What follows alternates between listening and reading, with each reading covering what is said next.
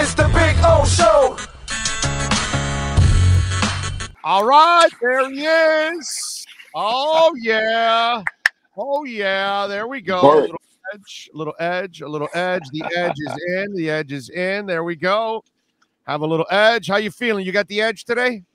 I always got the edge, man. Always got the edge. Waking up in California once again. It's nice Juwan out. Howard, by the way. Juwan Howard had the edge also, by the way. Yeah, like you said, you can't swing. Not in the not in the Big Ten NCAA D1 game. I was with him right up until that moment. You walk away, dude, and then you embarrass him in the press conference. That's what you do.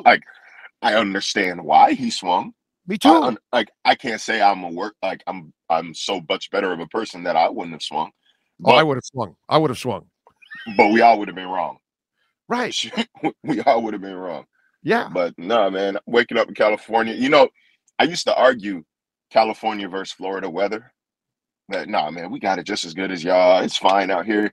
No, you have it better. Bro, no, you have it better, bro. You have it better. You have it better because 38 degrees. You don't have it was 38 degrees when I woke up the other day. It was 38 degrees in the morning.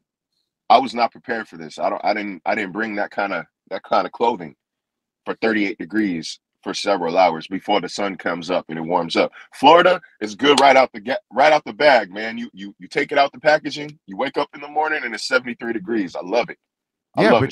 But you just showered and then now you're showering again when you walk outside. That's where California. Look, California will never have it over Florida because of all the wildfires and landslides and traffic and smog and all that. But your weather, you don't have the humidity. 80 there and 80 here is a whole different world of 80s. That's the problem. That's where I think you guys have it in weather. California's got the weather because you don't have the humidity that we have. You felt it here in South Florida. You know what it is. Humidity is bad. And from that standpoint, I went to school. I went to Arizona State. And so I was like, man, what y'all know about heat, man? I went to class. I walked to class at 110. 110 is 110. But it's dry. It's dry. Like sticking your head. It's like sticking your head in the oven. But you're it's like being in the oven versus being in the sauna. Yeah, but the swamp ass you get in South Florida is not. It's different than in Arizona. I'm just saying. It's uncomfortable in South Florida, bro. That thing just goes through you. Oh, I know what you're saying. The dry heat. Like for those of us when we go there, like I need the lip balm like right away, bro, because my lips dry up. Like I'll start getting chapped lips like right away when I go to Zona in those kind of areas. No, man, it's getting beat down by the sun versus getting beat down by just the encompassing humidity. The humidity surrounds you, the sun just punishes you. So it's kind of like it's pick your poison. Neither of them are fun. No. I'm gonna tell you that neither summer is fun, but at least San Diego summer is fun. Yeah, there we go. Come summertime, it's California. Come wintertime, give me Florida, man. That's San Diego's effing paradise, bro. Okay, effing paradise. I'm on the other side of the state. I know we are different climates up here, man, and it gets hot here too. Like it gets 105 in Brentwood, in the Bay Area, the East Bay Area. In the summer, I'm not talking about anywhere near the water. I'm talking about near the mountains, near Central California, near the farmlands. It's a different kind of weather out here, man. I was gonna say Brentwood. I was saying, did you see OJ running by with a knife? Different Brentwood. Oh, okay, different Brentwood. Okay, that's a good. Different Brentwood. That's good. That's good because you need some Kevlar if you're living in that neighborhood. I'm just saying. Anyway, all right. So let's go over some Dolphin news. Your thoughts on the Flo hiring? I'm happy he took the job actually, because fighting it, and if you don't win that fight, and then your name's out of the mix, you may never get your name back in the mix again. Keep the fight going, but your name's in the mix now with coaching. I think that's important. Yeah, and that's I'm sure it was I don't know if check to his pride is the right term, but like in some way or another, it is an ego check and it is a pride check to go from interviewing for head coaching jobs and expecting to get a head coaching job entering the cycle to taking a position coach job with the Steelers, in which he's not even calling plays. He's a defensive assistant and linebackers coach. But I mean, the Steelers got to steal. You know, they got to steal. That is a quality coach to be on that defensive side of the ball. You know, love him or hate him, he knows defense, and I think that especially with the defense like that in Pittsburgh, it's only going to benefit them. But you know, this shows he's still ready to work. You know, and people want to parallel the Brian Flores situation with Colin Kaepernick. Colin Kaepernick was not willing to take a job less than what he believed he was worth, and you know, more power to him. You know, that's his prerogative. That is his stance. I'm not going to fault him for doing that. A lot of people out here. I will, because he and Tebow. I lost respect for both those guys because I saw Warren Moon, and I saw Jeff Garcia, and I saw Ricky Williams, and I saw Cam Wake, and I saw Mark Dixon, and I saw Doug Flutie and others get rejected and go to Canada and stick it in the NFL's face.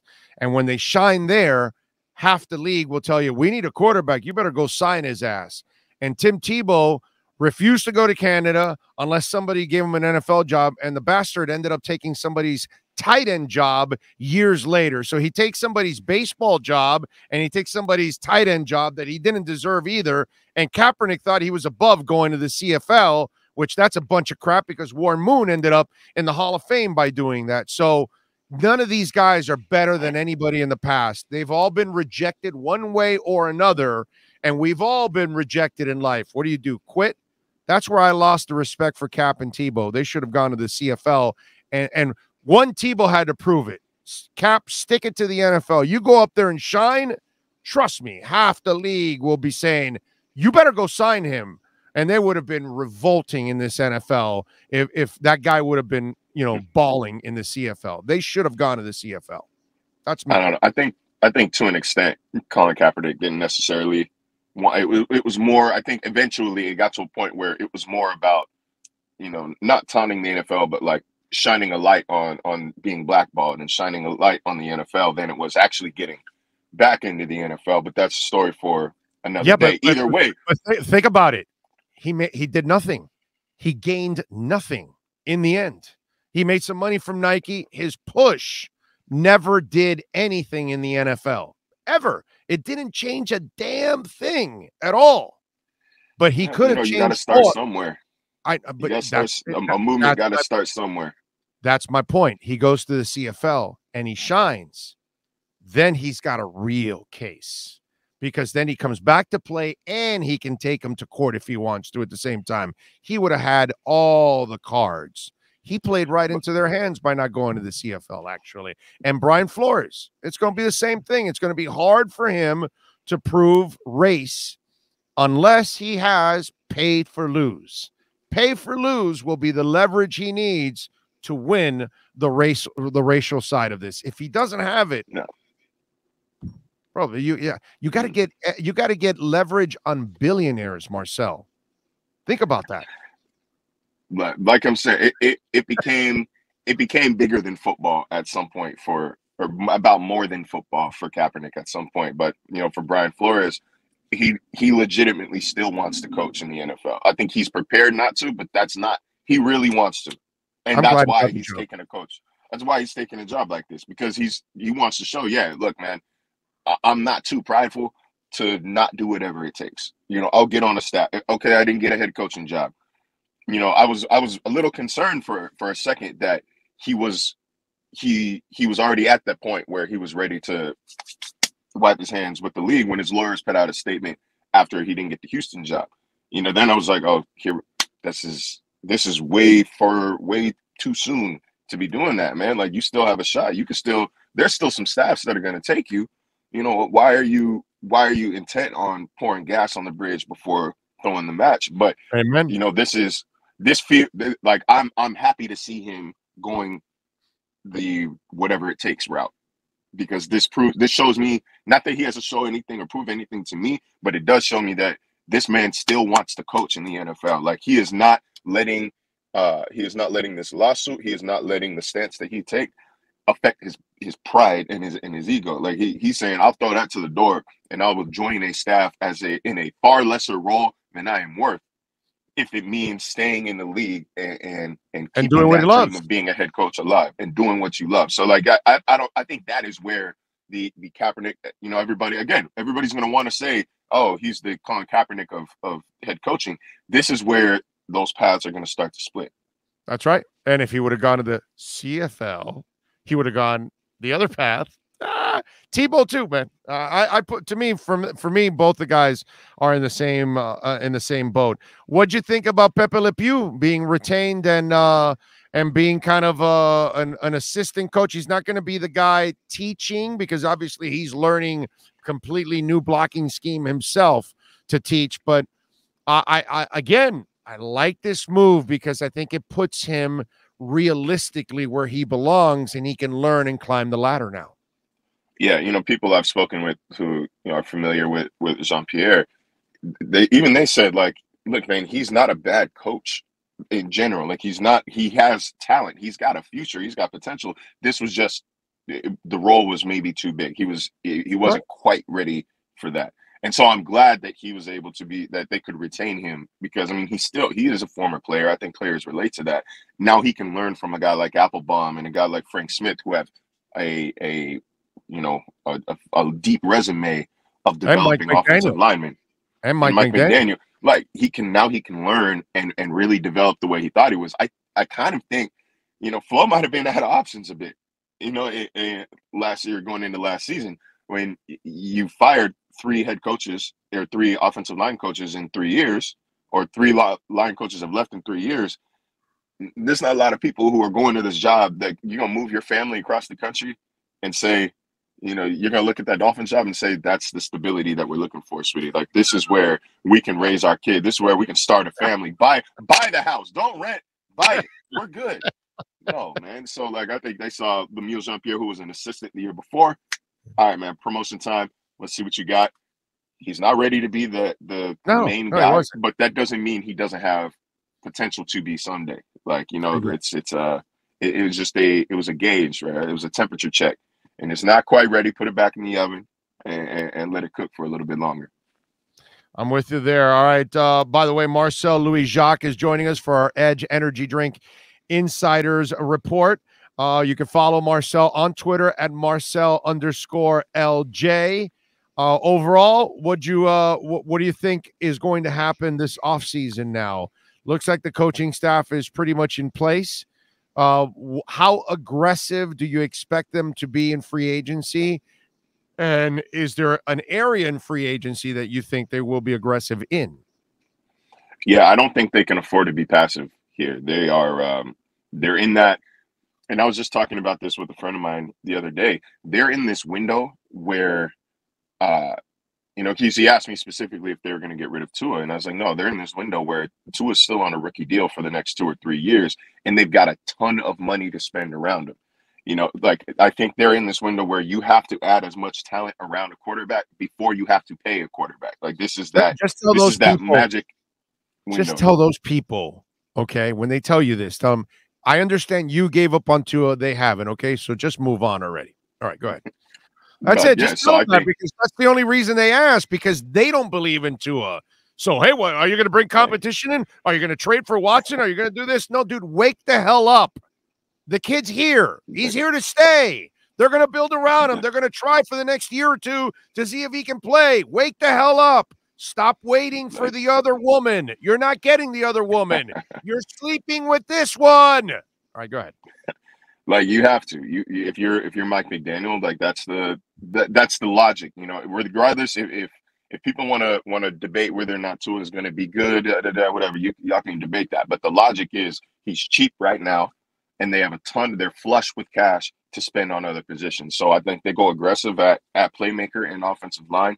I'm not sure that they get a guy like Davante Adams. It depends on how important money is to Davante Adams, because the Dolphins can pay the man. They can make him the highest paid wide receiver in NFL history. They can't promise him the same level of success that he would achieve by staying in Green Bay. So, you know, we'll see about that. But, you know, guys like Chris Godwin, You know, I don't want to say Odell Beckham Jr. because I know that's going to set you off, but you know, there are players in this free agent crop. There are playmakers in this free agent crop who I think are worth the money and could help Miami by just giving Tua more options. And then, you know, guys like Terran Armstead or you know, Ryan Jensen, like some offensive line, some offensive line help. Because you know, I don't think that, to an extent, you can only spend so many draft picks on an offensive lineman, and they've spent 4. There's 4 guys on that line right now that were taken in the first 100 picks. Develop them with this new set of staff, but add a stud as well. You know, you need to replace your right tackle from last season. You know, I think a lot of money, or a chunk of the money this year, goes toward re-signing Emmanuel Ogbah. I think Ogbah is an integral part of that defense. I think they restructure Xavier Howard, but I don't think it's as expensive as it once was. I think Sam Madison and Pat Surtain being on that staff, if you are it doesn't even matter if you're a Dolphins cornerback. If you are a cornerback, period, with the opportunity to be coached by 2 former All-Pros, especially ones that are legends in the city that you play in, I don't see how you say no to that. You know, if I'm already lit and I can't speak for guys, is that important to him? We'll see. We'll see, because that's a tough. I think McDaniel has made it as enticing as possible for Xavier Howard to stay for as reasonably priced as possible. I'm not saying he's going to take a crazy discount like he's currently being paid, but I don't know if he's going to ask for insane money anymore. I don't know, and I don't know if he earns Jalen Ramsey money. Like, I think Jalen Ramsey deserves to be the highest paid corner in the NFL. Xavier Howard shouldn't be far behind, but like, if I'm the Dolphins, I'm a little hesitant to beat Jalen Ramsey's contract.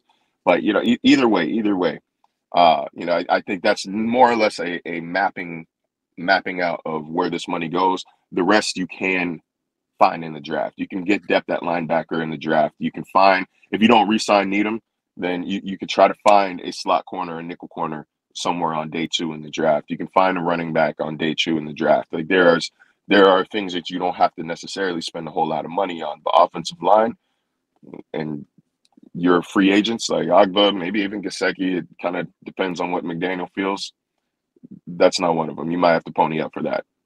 Yeah, I'm one of the things I do like of what obviously I don't like Odell. He's too injury prone to be taking that kind of chance. I'm with you there. You are right. You're going to set me off on that, but I do love your idea of a veteran of wide receiver if you can get one, because you need to transition quickly here in the next year or two. And Tua can't wait, and neither can the offense wait for a young receiver to develop. And I know Jalen freakishly, you know, he was a stud right from the get-go, so you didn't have to wait for development.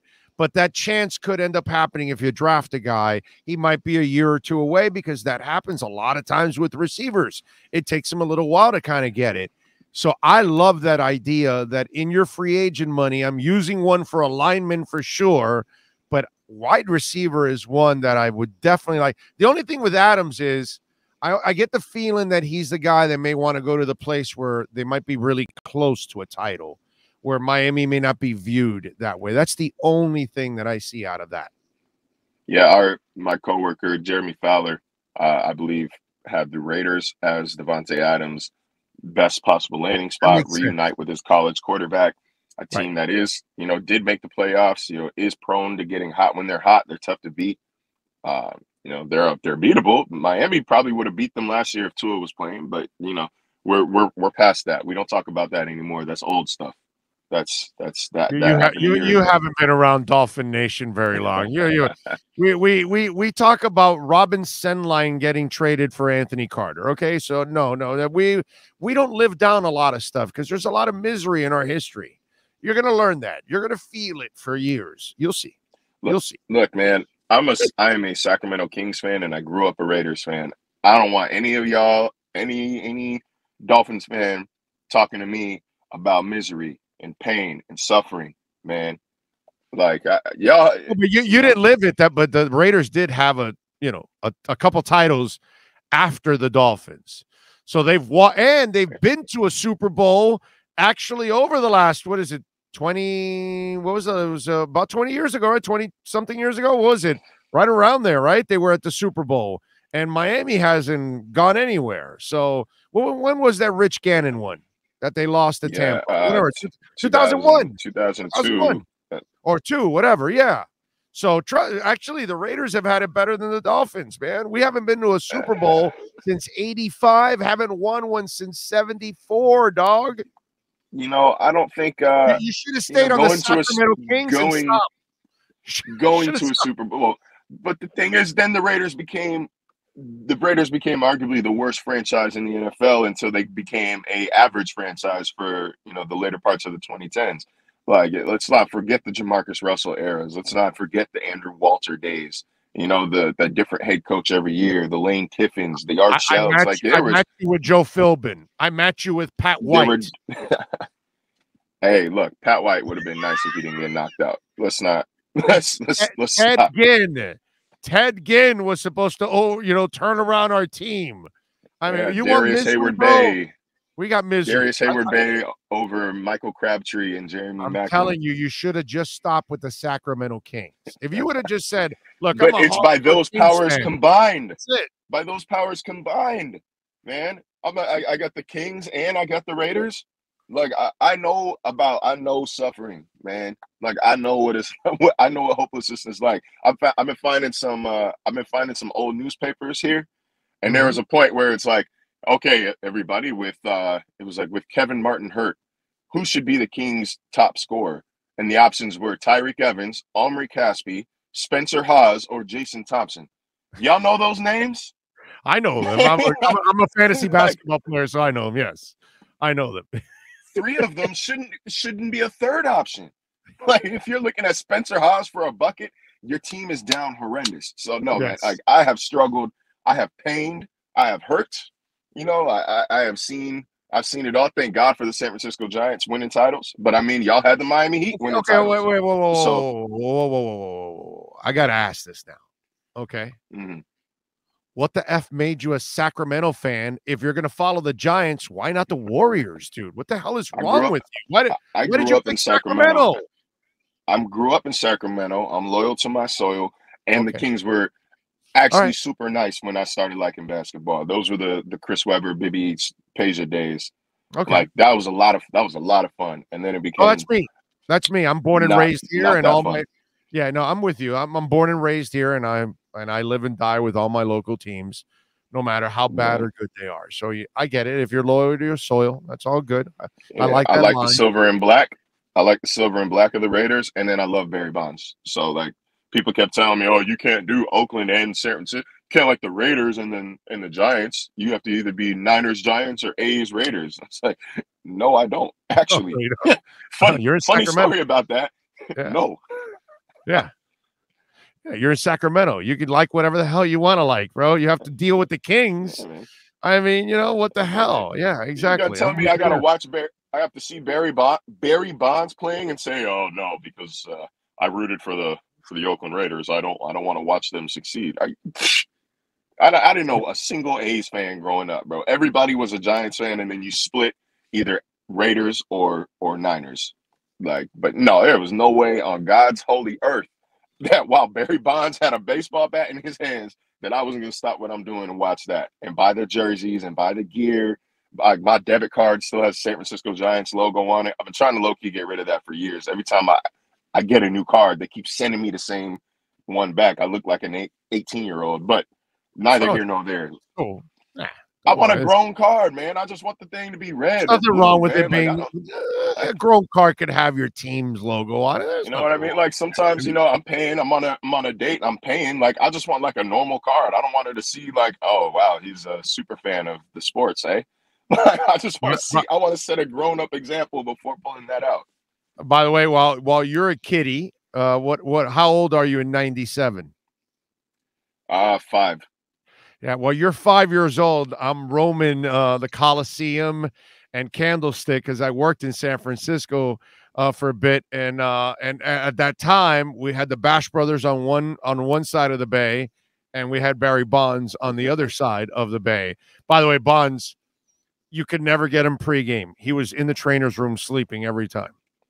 Every time, dude. Look, man, Barry would have been a nightmare to cover from a journalist standpoint, but as yeah. a child who didn't care about how nice Right. of a person my favorite players were, there's nothing like it, man. There's nothing like that hour-and-a-half drive up to San Francisco because you know you're going up to Pac-Bell Park, which is still the best ballpark in the MLB.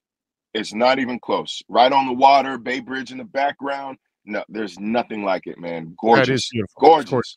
Gorgeous. Oh, it is. oh, that just Awesome. reminds me, man. I miss baseball Impressive. up there. But yeah, it'll be underwater in 40 years, but it is impressive. Yeah, no doubt about it. Hey, Miami can't talk about none of that. Oh no, we will be completely underwater also in 40 years. Yeah, I was about to say, man. There's no doubt. Oh, Anything shoot. on the coast is ruined in about 40 years. Oh, Yeah. Lordy. So, yeah. No, but that's good. You're a Bounce fan. The clear or the cream? I'm sorry. Anyway, He never tested positive. No, of course not. No. His head grew like, it's like it was going out of style. And then it shrunk hits back everybody again. differently. Then it shrunk back again. I did get a Barry Bonds interview once.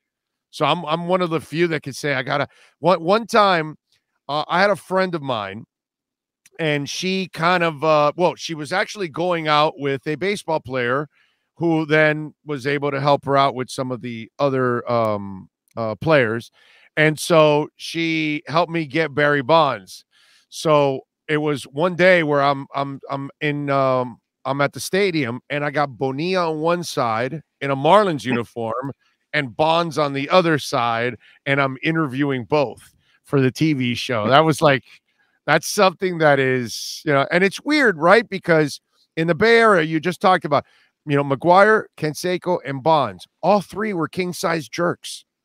Is that amazing or what? Like, not one of them is known for being a good guy, actually. And yet all three are some of the greatest home run hitters ever. It's just nuts.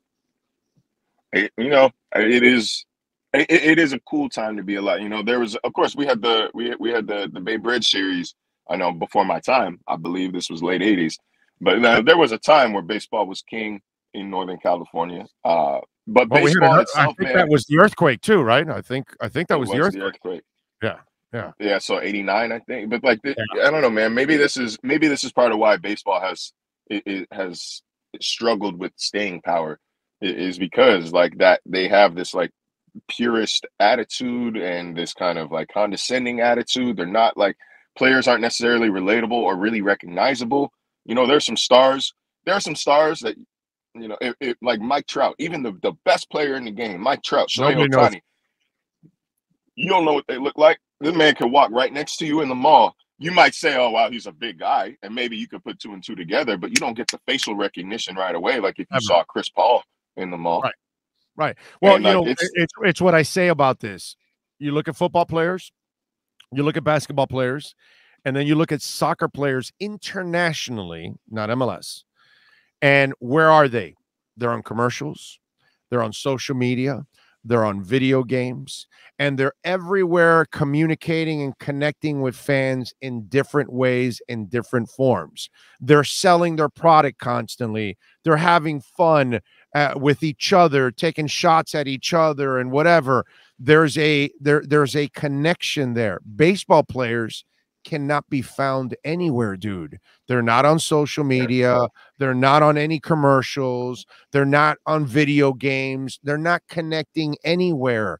Soccer players worldwide, baby. It doesn't matter who it is. They're on social media. They're having fun. They're going back and forth with their fans and everything else. Those sports get it. That's why they've grown, because they've adjusted to what our lives are. If you're not on social media, if you're not selling your product, advertising, all those things, dude, when we were young, it was, chicks dig the long ball, and you were seeing some baseball commercials. You don't see that anymore. We can't sell the sport, and they don't connect with young people. If you're not on social media and on video games, how in the hell are young people going to find out about you? It's tough, man. I wonder, maybe, if Bonds and McGuire and Giambi and Clemens and these stars from baseball's, probably peak, right? If we're going to talk about the 90s and early 2000s as the peak of baseball, I don't know if you know this. Actually, I don't know if you know this, But the World Series, I think the peak was in the 80s at like 34 million or something like that, or whatever, some ridiculous number. And it's gone like down ever since sometime in the 80s, because it was the juicing and all that back then. Yeah.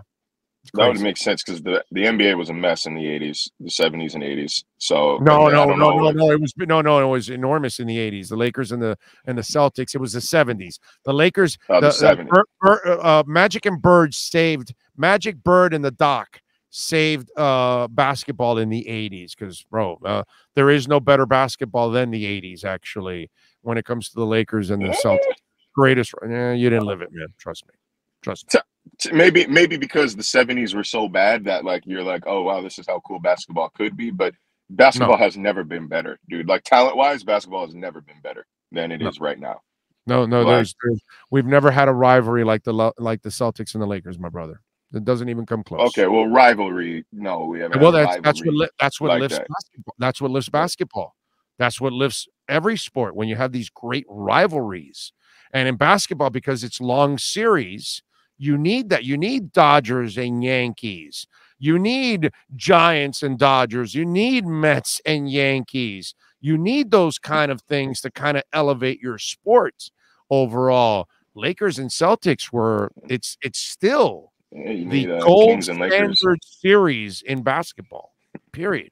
Kings and Lakers is I still hate the Lakers.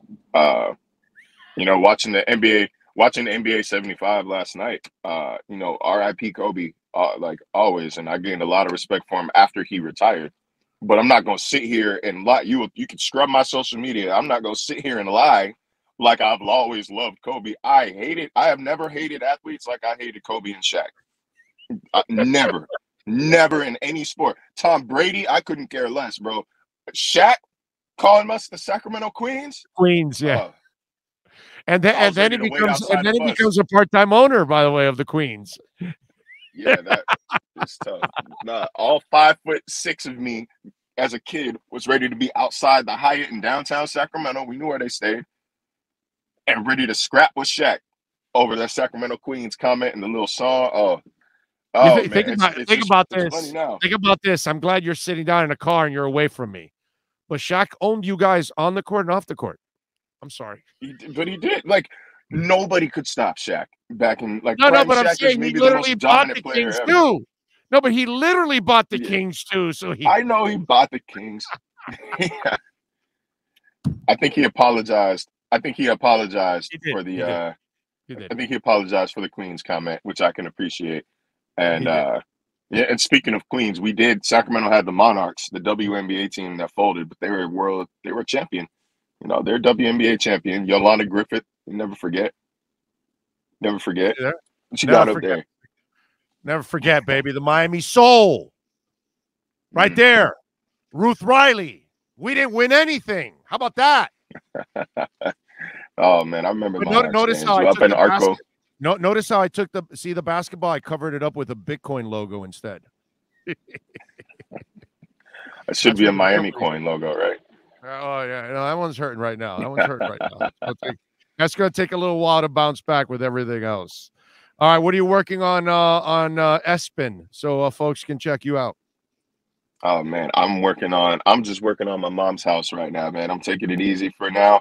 I'm going to start diving into free agency and how to attack, expanding on what you and I spoke about earlier today, what the free agency map should look like, what the draft map should look like. We're going to start talking about draft prospects. We're going to start talking about names and positions to look at throughout each round and each day. We're going to do a lot with, we've got a great draft team here. My guy, Jordan Reed, just joined ESPN, long time coming, brilliant mind. Can't wait to pick it about some of the things that the Dolphins can do in the draft. And then I'll share that with y'all. And then, here we go. We got the combine coming up. It's rumor season. It's connections and sourcing season coming up. The draft will be here before we know it. There's just like the offseason is beautiful, and it's what we missed, over the past couple of years with COVID restrictions, is there's something to look forward to every month.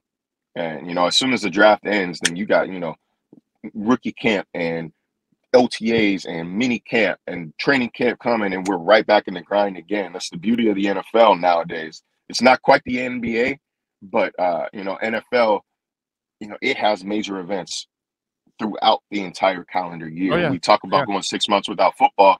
No, man, we're just going 6 months without watching football games, but we ain't going more than 4 or 5 weeks without actual football activity. I'm with you there. The NFL season never ends, and that's why these reports are year-round, baby. More Dolphin insight than you can handle all week long. He is Marcel Louis-Jacques. Catch him here twice a week right now with our Edge Energy Drink Miami Dolphins Insider Report. And don't forget to get yourself some Edge Energy Drink.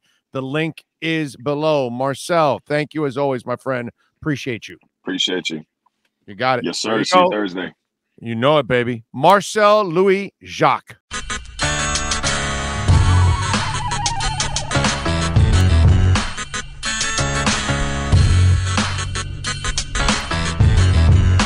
This is the Big O Show.